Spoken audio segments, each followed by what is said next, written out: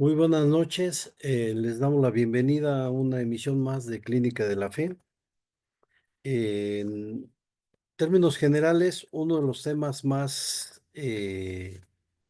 polémicos dentro de las congregaciones y de las iglesias es el tipo de trato que se dan entre los mismos pastores.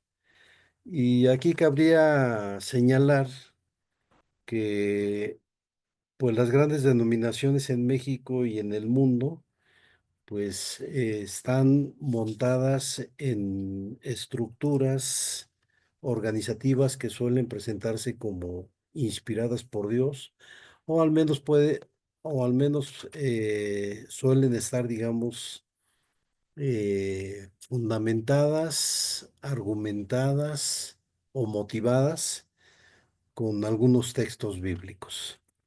El problema no es la fundamentación bíblica, sino el problema suele ser el tipo de alianzas y el tipo de vínculos que se establecen entre los propios pastores, y que está muy tensionado y muy polemizado por el hecho de que la presentación pública de los pastores suele hacerse bajo la sombra de que los pastores son los llamados por Dios, de que han consagrado sus vidas a un trabajo espiritual, de que han decidido en algún momento de su existencia eh, consagrar su existencia, sus habilidades, su conocimiento, su inteligencia a Dios.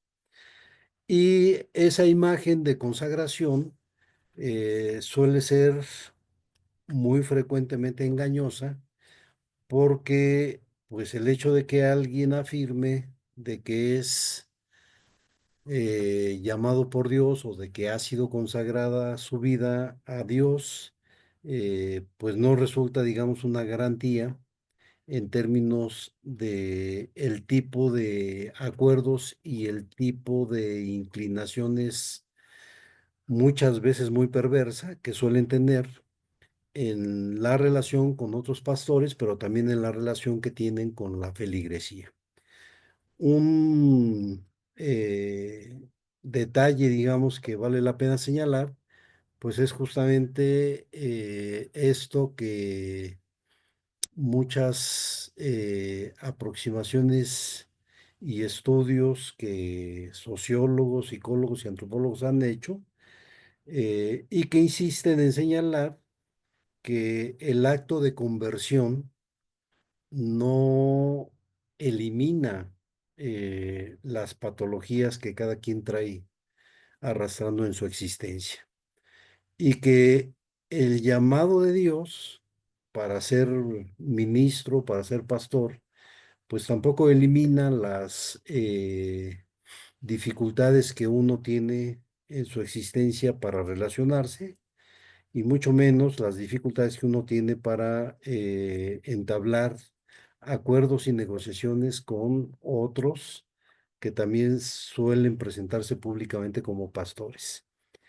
El tema, por supuesto que es muy polémico, porque suele tensarse entre esta idea de que son personajes, de que son eh,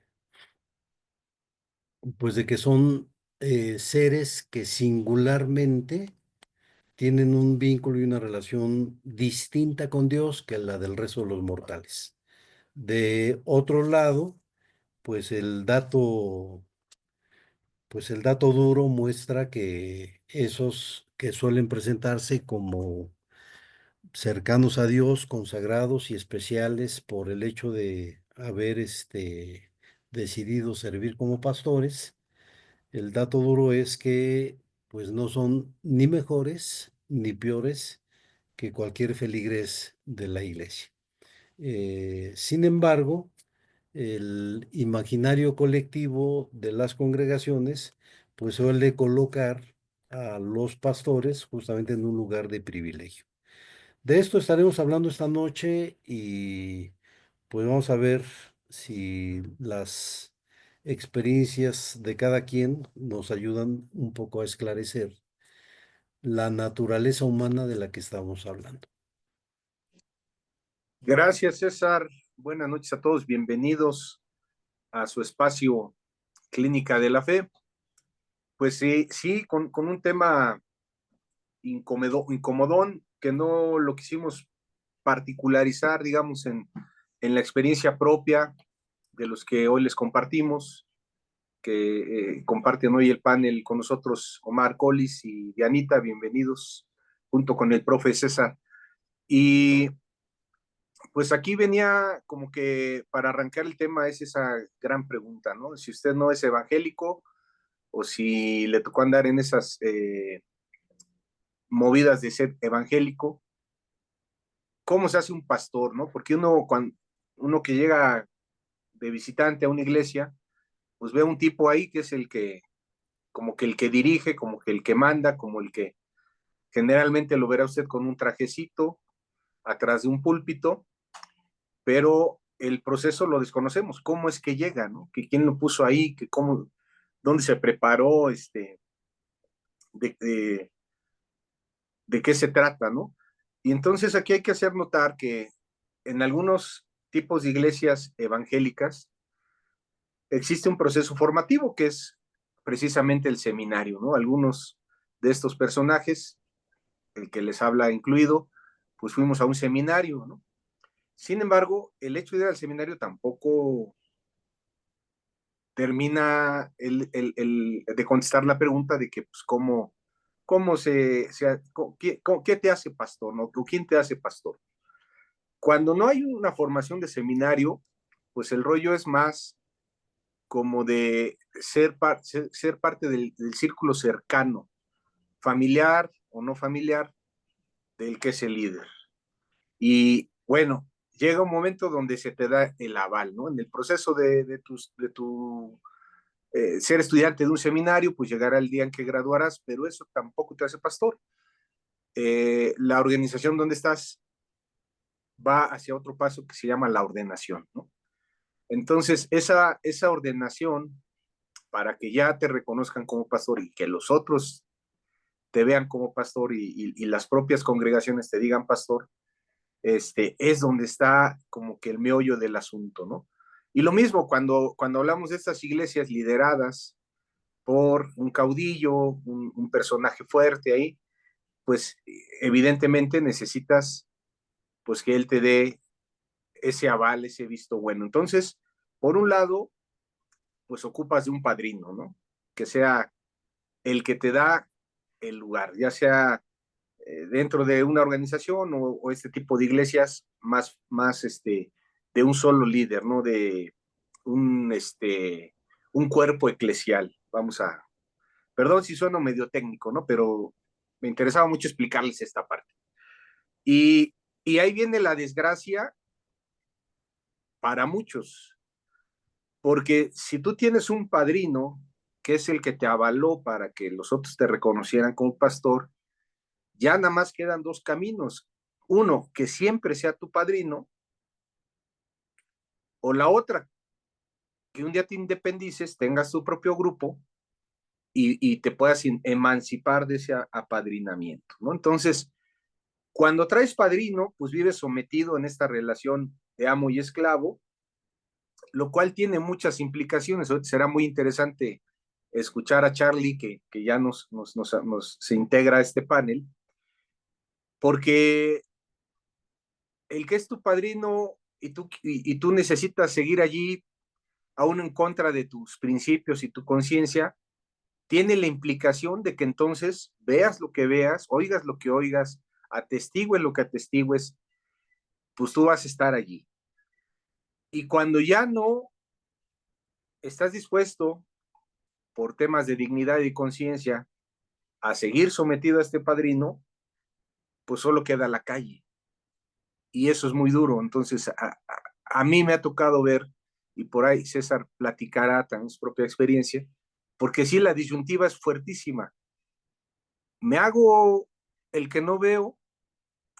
le doy solapo a estas situaciones, traiciono a, a los feligreses, al grupo de creyentes, traiciono a aquel que directamente fue afectado por el que te apadrina, ¿verdad? Llámese apóstol, llámese presidente del presbiterio, como se le llame, eh, para que sigas en la posición donde estás, o recoges lo poquito que te queda de dignidad y literal te vas a empezar de ceros.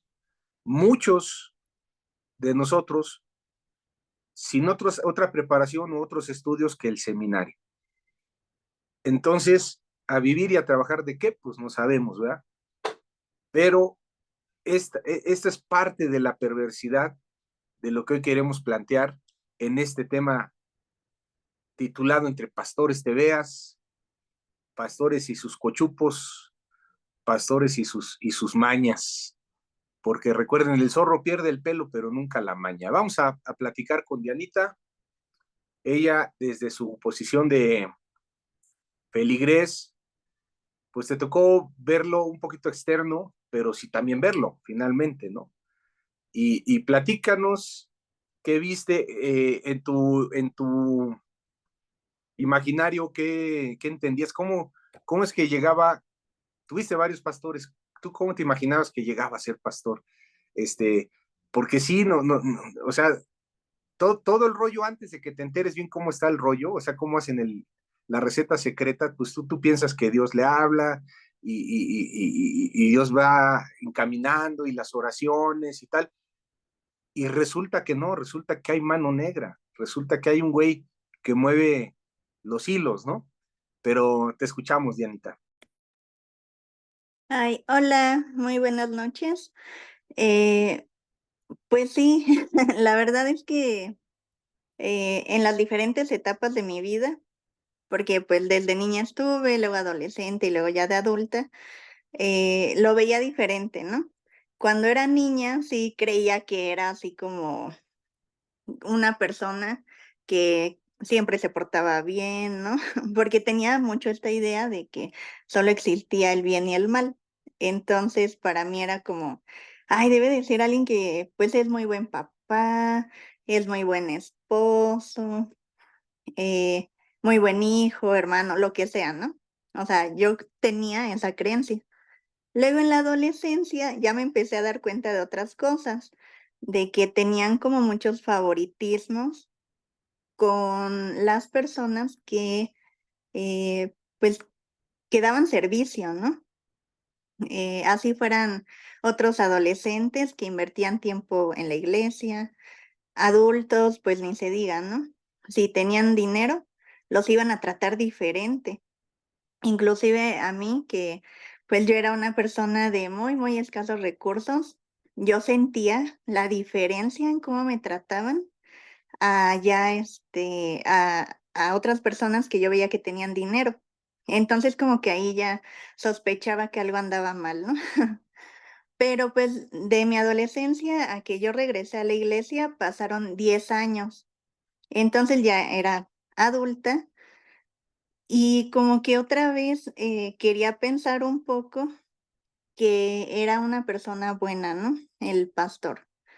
Que era una persona diferente, que igual como tú lo dices, había estudiado, pero a lo mejor el hecho de que era amable con la gente, de que podía escuchar, de que podía ayudar, eso le había colocado en ese lugar donde estaba, ¿no? Y pues obviamente me di cuenta de que no. Y ay, como mujer es bien feo, la verdad, porque pues uno le cuenta sus cosas a esas personas en vez de ir al psicólogo, ¿no? Este, y ya luego se da uno de cuenta de que hasta una bola de pervertidos ahí asquerosos son, ¿no? Ay no, horrible, o sea, experiencias bien feas. Y, y pues sí, o sea, como que uno se da cuenta de que esa gente no es lo que se cree cuando uno es militante. Porque, pues, es muy triste que mucha gente siga pensando que puede confiar en ellos, Eh, sí, exacto, ¿no? Da como para otra sesión hablar de eso, de cómo quieren No, que no, tú no, les cuentes bueno, su vida, ¿no? perdóname que aparte, lo que tú vas y compartes en consejería, en ¿cómo le llaman este tipo de asesoramiento pastoral y tal? Les das el material para que lo prediquen en el siguiente sermón, o sea, esa es la... Sí, claro, porque luego ya te das cuenta de que están hablando de ti. Y no me pasó nada más en una iglesia, sino en otra. Una chica, o sea, por eso hablo específicamente de mujeres. Una chica, pues ahí confesó algo, lo que ellos llaman un pecado sexual, ¿no? De que había tenido relaciones con su novio. Y, o sea, no perdieron tiempo para en el siguiente domingo decírselo a toda la congregación.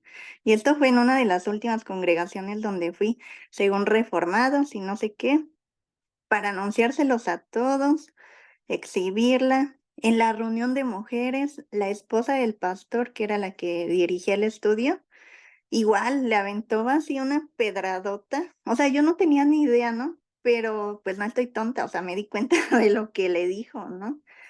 La pusieron a leer libros así, o sea, y traía el libro así cargando los domingos de que los pecados sexuales y no sé qué, y era, ay, no, terrible, de verdad. Pero bueno, regresando al punto de de que los pastores, shalala, de como, este concepto que tenemos de ellos, sí, es, pues, bastante, ¿cómo decirlo? Como que uno se desilusiona, pero al mismo tiempo, creo que después de pasar por esta desilusión, de ver cómo son realmente, pues, ya como que uno también, creo que pudiera ser menos manipulable, o tratar de pensar por uno mismo, ya sin poner a esta figura, ¿no? Como acá arriba de uno o de los demás también. Janita, ¿te tocó ver alguna de estas escenas donde, pues básicamente a un pastor, no de los principales, de los segundones, dijera Cantinflas, nada de gato, el secretario del ministro, algún secretario del ministro que le dijeran, ¿te aclimatas o y lo aclimataron o lo aclichingaron? ¿Te tocó verlo, particularmente? Mm, creo que no, o sea, ahorita que recuerdo, no, Directamente no. no, directamente no, más bien eran como uniones, ¿no? O sea, que eran tapadera de los otros en cochinadas que hacían, eso sí. Y bueno, Pero no era también, esta ajá. relación jerárquica de que uno arriba del otro, sino más bien eran como compañerismos entre pastores y y se cubrían ahí sus vicios, ¿no? No, sí, sí también, o sea, yo como que veía que había jerarquías también, pero aún así, o sea, eran tapaderas tanto los de abajo como los de arriba y todos, ¿no? Pero,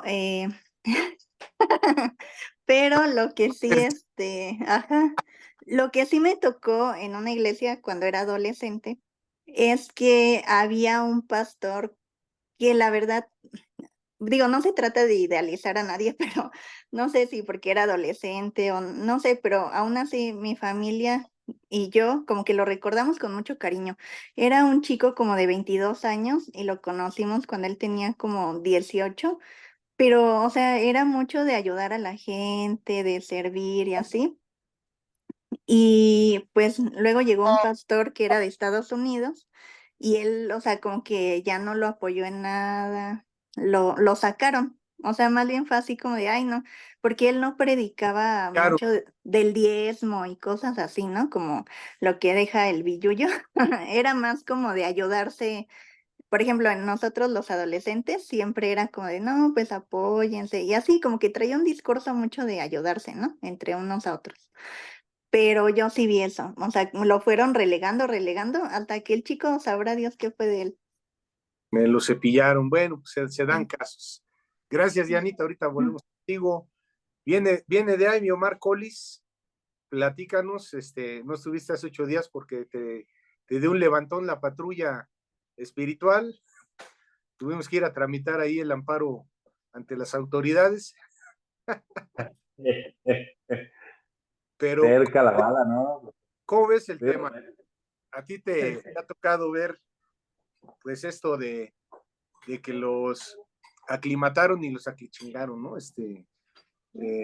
Bastantito, pues harto. mira, sí, lamentablemente eso ha reparejo por todos lados, en todas las denominaciones hay de ese rollo, pero pues sí, un poquito dándole para atrás a la historia. Afortunadamente yo llegué a una congregación en un principio en donde el pastor pues, era una persona de verdad ejemplar. Yo creo que para mucha gente que tuvimos la oportunidad de conocerlo, de, de compartir de su conocimiento y de su vida, fue una experiencia muy padre. Sin embargo, pues bueno, estábamos en una congregación pues una congregación fifí, de gente de mucha lana, y pues obviamente tú llegabas en otras economías, en otras situaciones en las que pues no ajustabas del todo y el trato de repente de la gente de ahí era rasposona. Pero bueno, en ese momento a mí no me importaba porque yo estaba desconectado, la situación emocional que estaba pasando en ese momento, en ese tiempo de vida, pues este, era mucho más complicada para mí, ¿no? Traía broncas personales tan fuertes que me dañaron tanto que pues yo estuve ajeno a ese entorno del maltrato, del abuso que había.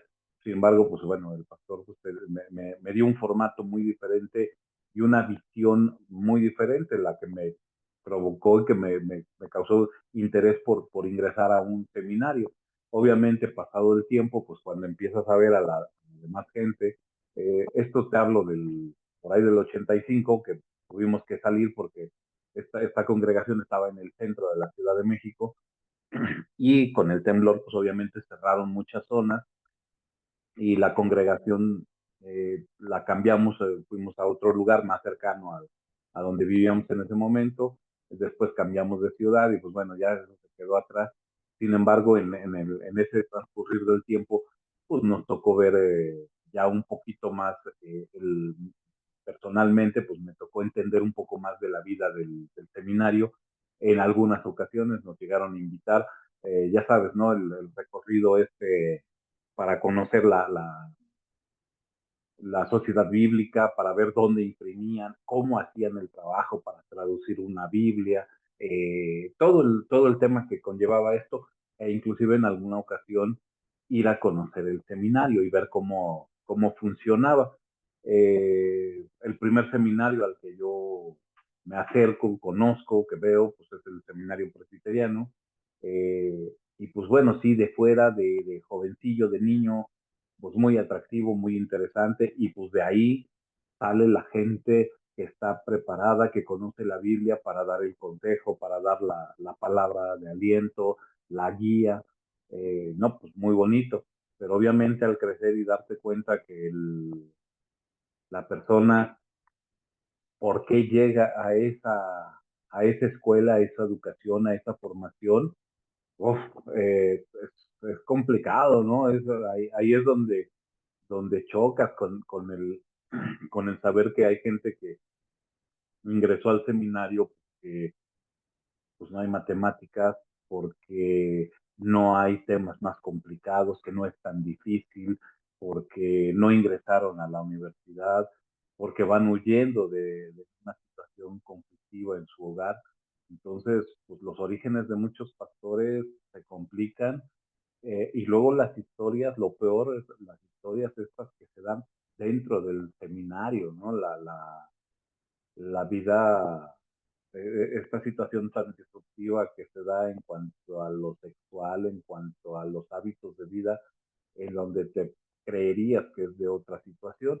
Después tuve oportunidad igual de conocer un seminario católico, ingresar al ambiente ahí con los estudiantes y pues igual, ¿no? Algunos se ingresan ahí por decepción amorosa, algunos y las cuestiones de preguntas, ¿no? ¿Por qué vas al seminario? ¿Cuántas novias tuviste? ¿Qué hiciste con ellas? ¿Hasta dónde llegaste para saber si eres candidato o no para ingresar, ¿no? Y bueno, esto dentro de lo que está normado, de lo que está formado en cuanto a la formación un poco más institucionalizada, un poco más formal, porque obviamente pues también conocí grupos en los que el pastor se hizo pastor o el hijo del líder, el dueño de la franquicia, pues después de una vida escandalosa, después de tener un accidente en el que casi pierde la vida por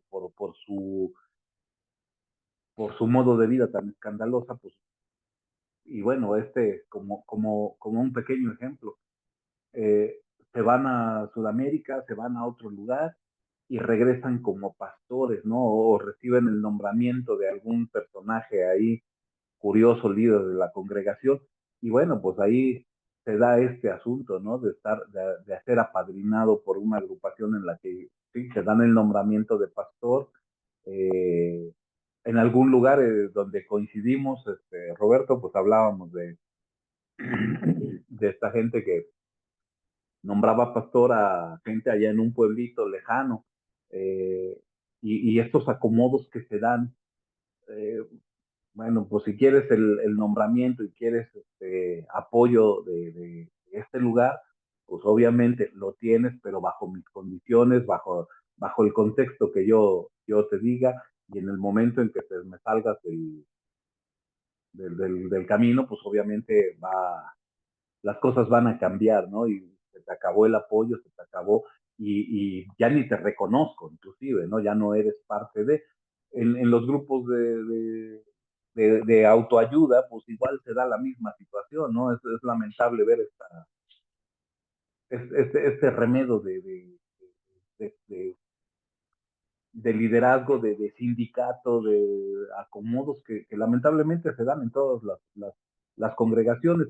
Acá, pues, podríamos usar el dedo y señalar y apuntar quién y dar nombres, pero pues sí, efectivamente, pues es como decía Dianita, ¿no? El tema de este secreto de confesión, pues no se respetaba, ¿no? Se usaba para destruir. Será porque en estas denominaciones no existe ese secreto, pero lamentablemente tú platicabas de alguna problemática y servía de burla, servía de material para que ya el ministro pues, tuviera que hablar en la siguiente. Veía que había un mal generalizado en la congregación cuando tú eras el único que tenía o que estaba pasando por alguna problemática y que pues obviamente era señalado, eras visto, ¿no? Gracias, Omar. Gracias, Omar. Vamos con mi profe Charlie. Buenas noches. Oye, ¿cómo se lo planteamos? Aquel que está jovencito, ya más adulto quizás, pero que está subido en ese patín de que está en un rollo donde se mueve esto, pues porque Dios lo mueve, porque se va manifestando la voluntad y el poder divino, cuando la neta, pues son inercias de poderes, son relaciones de subordinación, de amo y esclavo, en la medida que esté dispuesto a someterse al que tiene el poder, pues detentará la posición de pastor, de siervo, de líder de lo que sea en la iglesia, y el día que no lo haga, el día que por razones de conciencia, que se dé cuenta de cosas que no están bien y quiera cambiarle, o sea, que piensa que también Dios va a obrar en eso y piensa que le puede hablar de igual a igual a estos empoderados, pues termine estrellándose con la pared para darse cuenta de que pues todo es una ilusión. ¿Cómo, cómo podríamos alivianar, ¿no? Ahora sí que no somos la patrulla espiritual para andar alivianando, ni vamos a forzar a entrar a nadie, ¿no? Pero eh, ¿qué palabras les diría Charlie a alguien que está en esa situación, donde ya empieza a ver que no cuadra lo que se habla con lo que se vive y que pues tiene dos, o se alinea con eso, o pues corre ese riesgo de que lo cepillen, lo expulsen, lo excomulguen, lo que sea, ¿no? Te escuchamos, Charlie.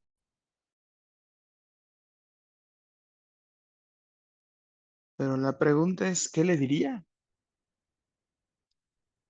Eh, Sí, porque sí, no, por favor, sí, o bueno, damos lo que tu participación siempre nos viene bien, ¿no? Estas ah, inercias, es que no te quise preguntar que, ajá, cómo ves estas inercias, porque seguro que, que, que, que, que comprende lo que estamos hablando.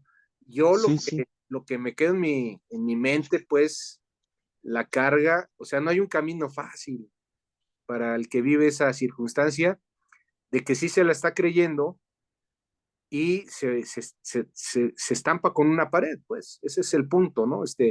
¿Valdrá la pena intentar decirle algo o qué camino tiene esa persona? pues creo que me centraría como en el asunto del reconocimiento, ¿no? O sea, es decir, eh, bueno, como siempre es un tema complejo, ¿no? Pero si por lo que entiendo, pues el pastor funge como un amo despótico, ¿no?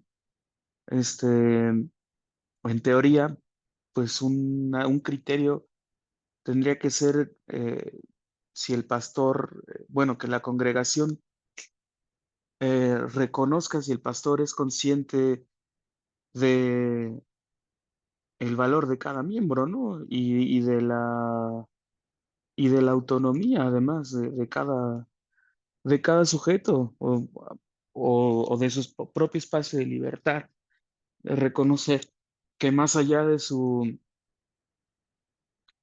labor como pastor, pues eh, el, el asunto está en que los otros pues pueden elegir y pueden o no seguir las indicaciones, ¿no? Entonces me parece que sería una suerte de reconocimiento mutuo y también pues al feligrés el reconocimiento de la situación. Si no es, si es una iglesia donde le exigen obediencia absoluta, donde no le promueven el, la propia asunción de su espacio de libertad, ¿no? Eh, pues me parece que es como una señal, ¿no? Que puede ser interpretada como que algo ahí, pues no está funcionando. O sea, es decir, pues el pastor no está justamente por arriba, ¿no? Hay una eh, quizás fetichización de su lugar, ¿no? De su papel. O sea, es decir, hay atributos que se le ponen, que no le corresponden, eh, y que también, pues desde una posición abusiva y de autoridad, el otro puede muy fácilmente ejercer, ¿no? Pero pues es muy complicado porque aquí estamos hablando de los casos de ustedes que son despiertos, ¿no? Que tomaron distancia. El problema está en los que ni siquiera son capaces de reconocer que hay un problema. Me parece que ahí el asunto es más grave y tiene que ver con una disposición afectiva, ¿no? Con una sensibilidad, con un espacio receptivo que se trabaja pero con el tiempo y según yo en comunidad, porque de otra forma, no, pues la propia inercia, vertical y autoritaria de las iglesias, pues te va llevando, ¿no? Entonces, pues sí pasa que lo que decía Diana, ¿no? Al principio, que cuando eres niño dices, ahí está el mejor, ahí está el santo, ahí está claro, son personas admirables, estudiaron mucho, están cerca de la santidad. O sea, es una serie de cosas que le puedes atribuir y te comportas, eh, pues un tanto no lo reconocemos, pero de forma idolátrica. O sea, no le damos tampoco su dimensión humana, ¿no? O sea, es decir, lo despojamos de humanidad. Y ayer en un seminario hablábamos con César, ¿no? Al que despojas de humanidad, este, o lo matas o te dejas matar por él, ¿no? En el sentido, figurado, simbólico, pero pues también puede ser en el sentido, real del término, ¿no? O sea, es decir, si estás frente a la santidad, pues haz de mí lo que quieras, ¿no? Soy un instrumento, y tú eres el que sabe, tú eres el que puede, tú eres el que... entonces es un asunto bien complejo, sobre todo cuando eh, esas eh, formas de relacionarnos con el mundo no solo las encontramos en la iglesia, ¿no? Sino también pues están al interior de la casa. Mi mamá es santa, mi papá es santo, pero también vamos a la escuela y yo no sé nada, el profesor es el que sabe, ¿no? Pero también vamos con el policía y lo respeto porque usted es la autoridad, aunque no esté en lo correcto. O sea, es decir, es una forma de relacionarnos, no solamente en esos espacios, sino en otros, ¿no? Y el asunto es, pues, cómo desactivas ese dispositivo, cómo te tiene capturado. Este, yo mencionaba que hay una interpretación sobre la entrada de Jesús a lomos de un burro, que lo ubica casi por el terreno del arte callejero, ¿no? Del teatro callejero. Una manera de burla de, pues, el Mesías, esplendoroso que esperaban los judíos de su época. Y al montar esa suerte de representación de teatro callejero, pues, desactivas mediante el mecanismo de la risa, esa cosa que, pues, que te tiene en vilo, ¿no? Y que te tiene, este, en una relación particular con el mundo y propicias una nueva forma de relacionarte, ¿no? Dices, ya no tiene tanto sentido. Este, y pues creo que nos harían falta más cositas así como para que los que están adentro pudieran eh, verlo, ¿no? Para que todos lo pudiéramos ver en las distintas áreas en las que andamos, creo. Matar al padre, como en la historia griega, ¿no? De quién fue Edipo. Bueno, por ahí.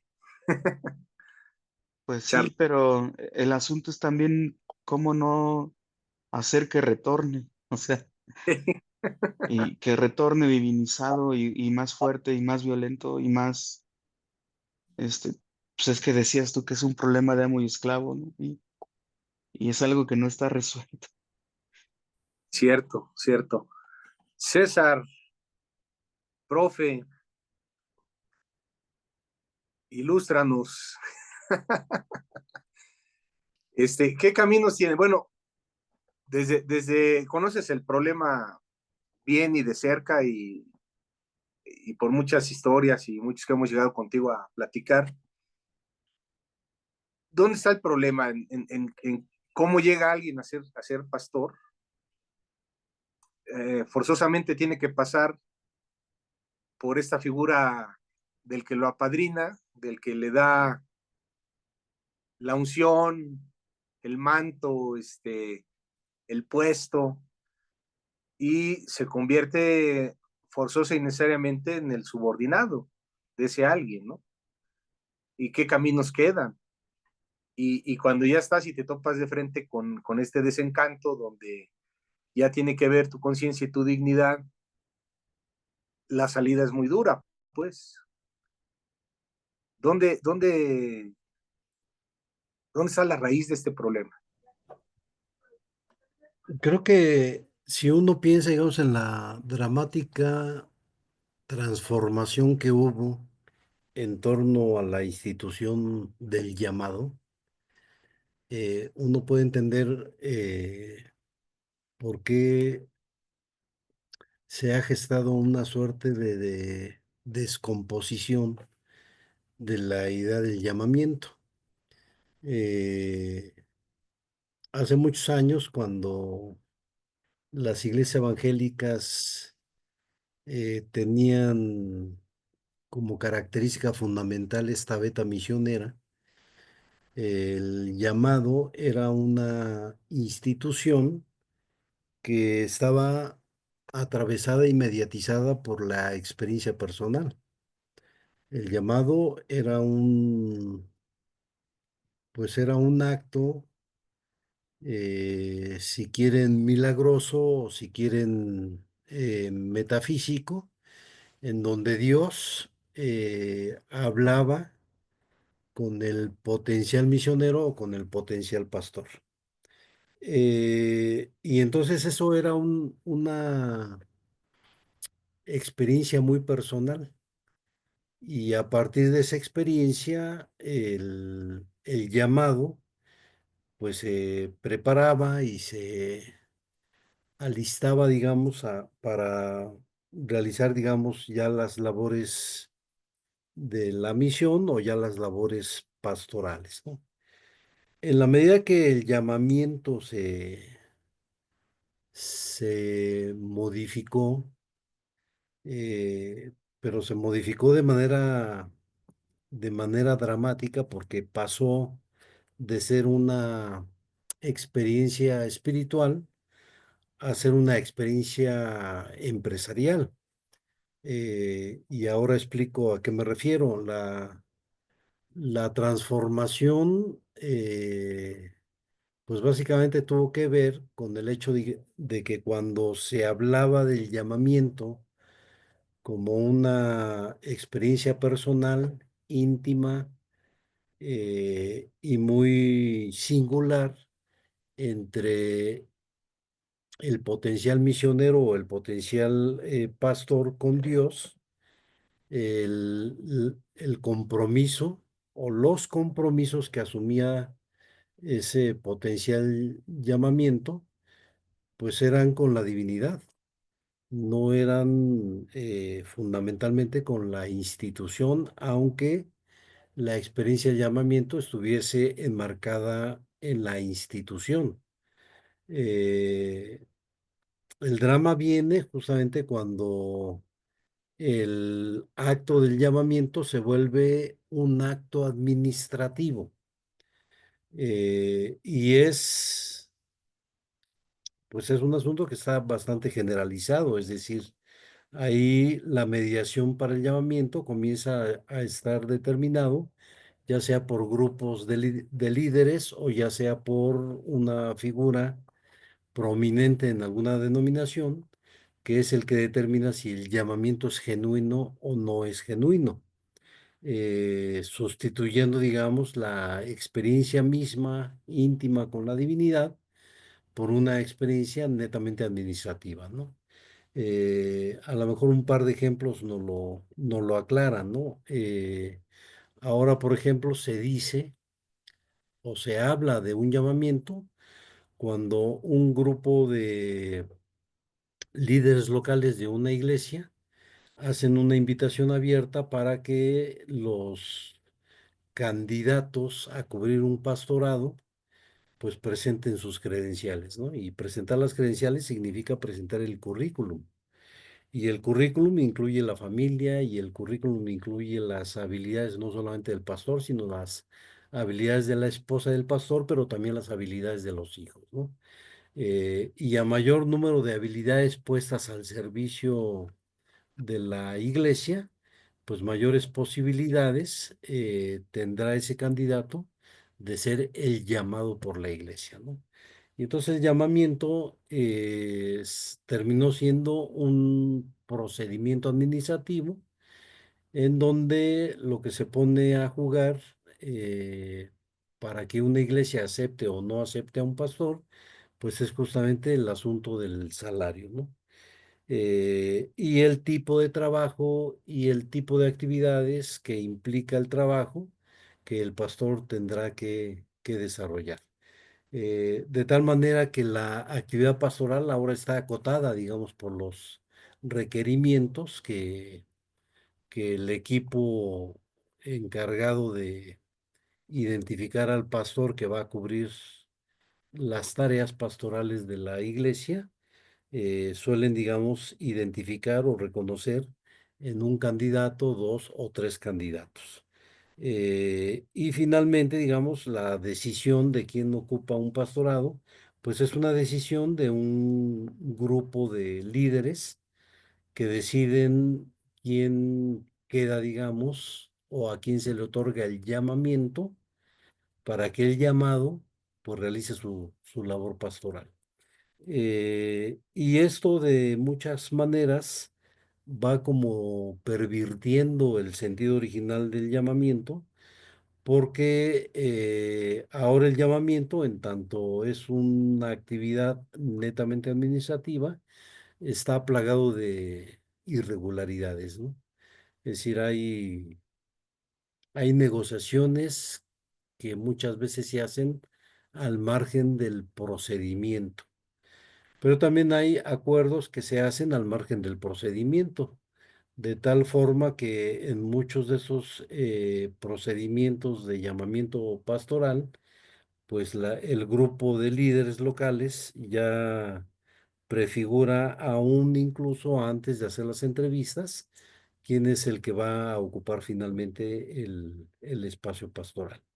Y esto evidentemente lo que acarrea pues es una serie de acuerdos, no necesariamente escritos, pero sí una serie de acuerdos, en donde el incumplimiento del acuerdo puede generar pues la suspensión del llamamiento o el acotamiento del trabajo mismo del pastor, ¿no? Entonces ahí pues esta idea del llamamiento ya no está supeditada a la experiencia religiosa de quien es llamado, sino está supeditado a un procedimiento administrativo que por donde se le vea, pues de ningún modo es espiritual y de ningún modo, digamos, uno puede atribuirle dotes y características de intervención divina, ¿no? Es netamente una decisión humana en donde queda expulsada literalmente cualquier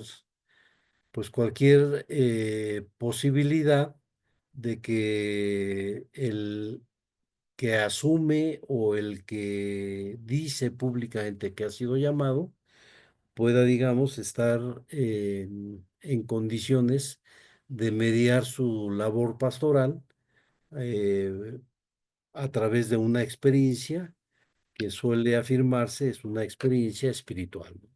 Esa experiencia espiritual, pues literalmente ha sido delegada, ha sido suspendida, e incluso, digamos, esta idea de hacer la oración de consagración o hacer la oración de bienvenida al pastor, pues es mero trámite administrativo, deja de tener, digamos, un carácter espiritual y ya tiene muchos años que este tipo de visión en torno al llamamiento, pues lo que ha generado es una descomposición terrible, ¿no? Eso hablando de las denominaciones, es aún peor cuando las iglesias se viven como propiedad y patrimonio familiar.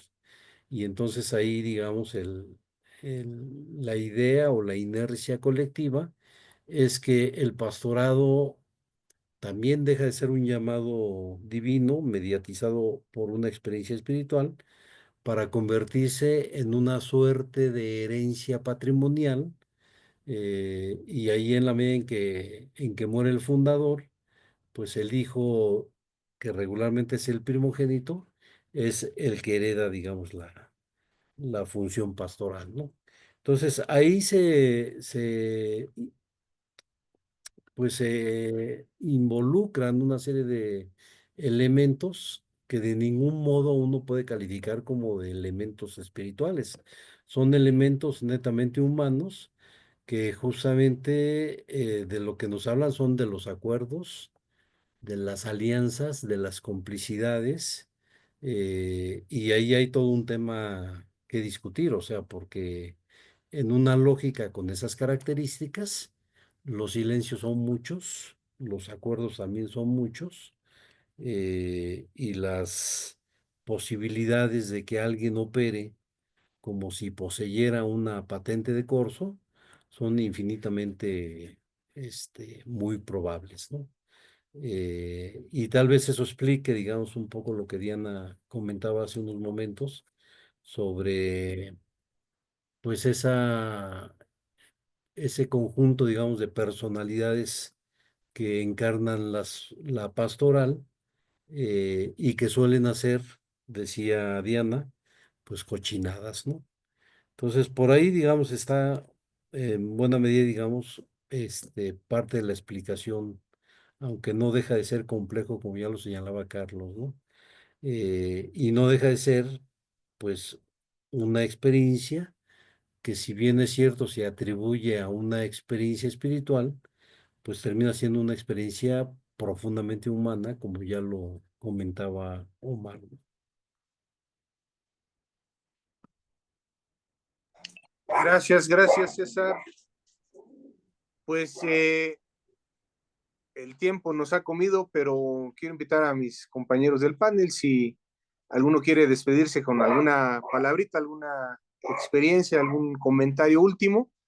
Yo nada más decirles que el día que leí una cosa que circula por ahí que se llama las 42 leyes del poder, en ese momento entendí lo que pasaba en mi presbiterio, ¿no? O en las iglesias donde por ahí anduve. Y y pues Maquiavelo se queda pequeñito, ¿no? Es es un cuento de hadas, Maquiavelo. ¿Alguien quiere despedirse, comentar? Si no, pues despedimos esta transmisión, recordándoles que estamos a la orden ahí en el canal Cristiano Rebelde, en YouTube y en la página de Facebook que se llama Clínica de la Fe.